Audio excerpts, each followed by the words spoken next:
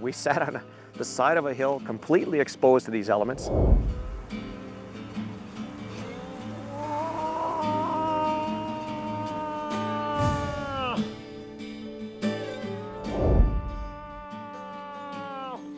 I think a lot of the hope and spirit of the guys was, you know, it'd been great to see something this morning, but in reality, most times we couldn't see 150 yards or 200 yards in front of us just because of the conditions. So it was a little bit disappointing because of the weather, but on the other hand, it also aided us a little bit later on in the morning.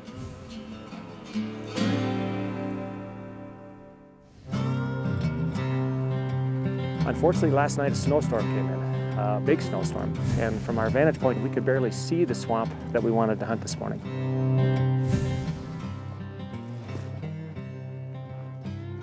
After about an hour and a half of sitting on the ridge this morning, we decided to pick up our tools and head up into the pines and see if we can't locate the moose in more or less in their bedding areas this morning.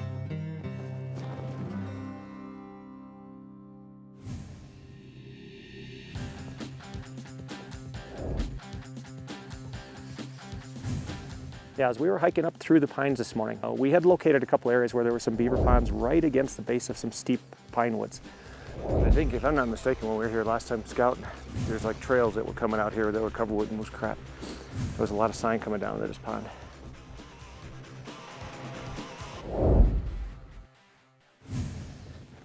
Yeah, that's definitely from last night. That's up there. Yeah.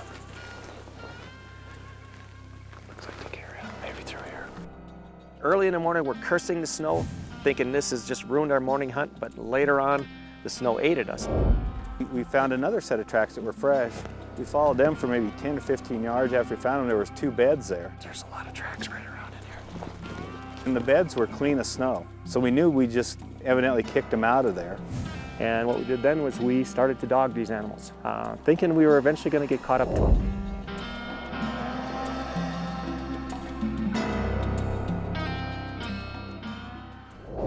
Though you may not be able to physically see the moose, you can still determine the sex of the animal by the tracks it leaves behind, based on the size of the hoof print and distance of stride.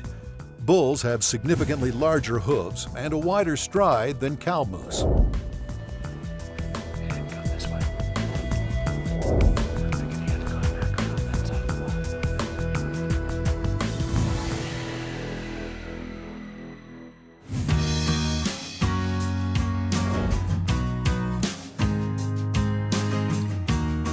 Then we went up into the higher ground where they go up to bed. We started walking around there. We saw some tracks. My guess is they probably went in there and laid down in those pines. And it's not their normal bedding area. I'm almost positive. We went up into one area where it was kind of swampy and marshy. And we found another set of tracks that were fresh. We ended up following it for quite a ways. And it was fresh, so we just missed them.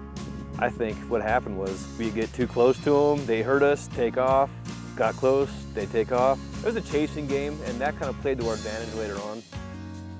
I should have known from experience, it's a little difficult to try to dog an animal from behind and catch it, especially one that's got a 6 or 8 foot stride.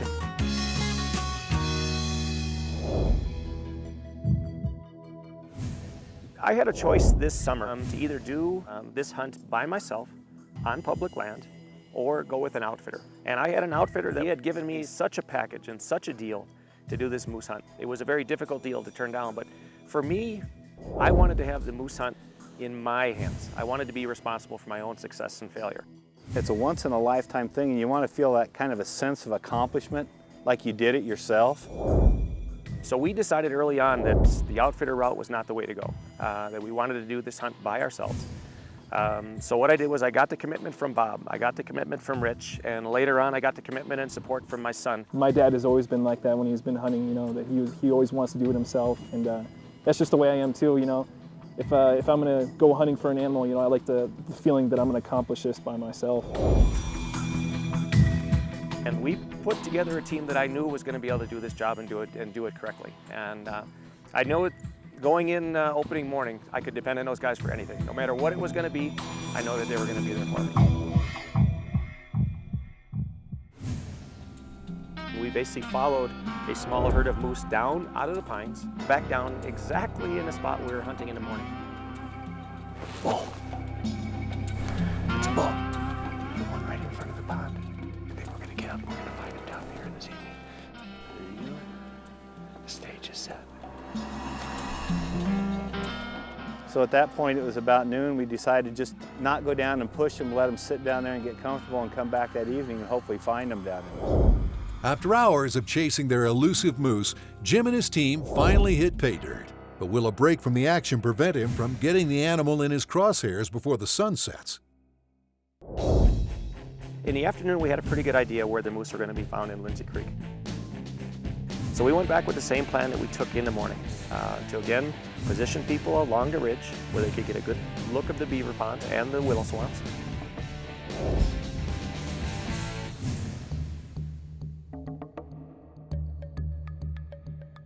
When I first saw the moose, I had picked up my binoculars and looked at him and recognized it was a bull. But at the time, I also took the rangefinder out and ranged him, and it was over 550 yards, and that's well beyond my capabilities as a hunter. I thought once I got on top of that knoll, I'd be able to see into the willow swamp. And when I got down into the bottom, I could see absolutely nothing. I sat there on that hill as long as I could, 5, 10 minutes, 15 minutes, thinking the moose were gonna feed uphill. We had the wind in our favor, everything was seemingly great, but the moose never appeared. So I started feeling a little bit nervous. So we knew that they were there, and we just can never be in the right place at the right time. We were never at the same spot, you know.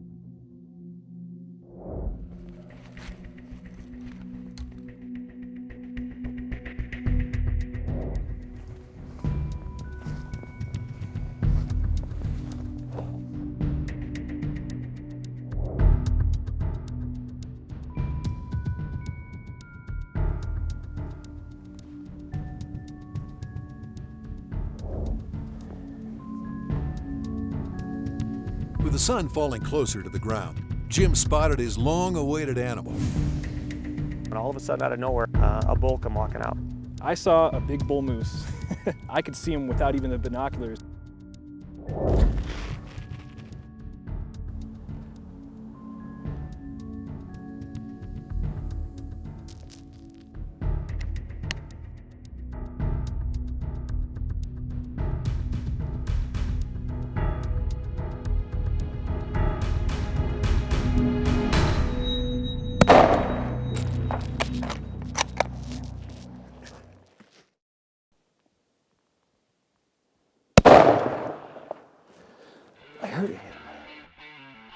After my first shot, I was somewhat surprised. I put the crosshair on the bull, and when I fired, it just froze. Usually when you shoot at an animal, they pick up and run, and here this bull is just standing there broadside. And I fired again, and again I got a reaction where you could tell the animal was hit, but he again just kind of froze, and he turned, maybe walked 5 yards and laid down. And then, of all the things to happen, what steps out but a huge honking big bull. At the last second, I saw the other moose come out. And the whole time I thought there was just one moose. And because they were stationed at different points along Lindsay Creek, one by one they filtered in. My son was the first one there. Congratulations, Thanks, man. Yeah. Thanks. It was great to have all those guys there that night, for sure. Wow. Thanks for all your help. Sure. I said I wouldn't trade that for anything in the world. When you finally see that moose, even though it wasn't my hunt, it was Jim's, it was still a sense of accomplishment. 12 years of applying, 6 months worth of intense research and efforts and scouting trips and all the stuff like that. And here I am standing over to, my first moose on the first day. To have the support from your friends, people that you trust, is one of the greatest experiences of my life. I'm sitting back waiting for Bob to draw his permit now. Hopefully maybe I'll get one here in the next year or two. And if that big one's still there, if God's willing, we'll get him.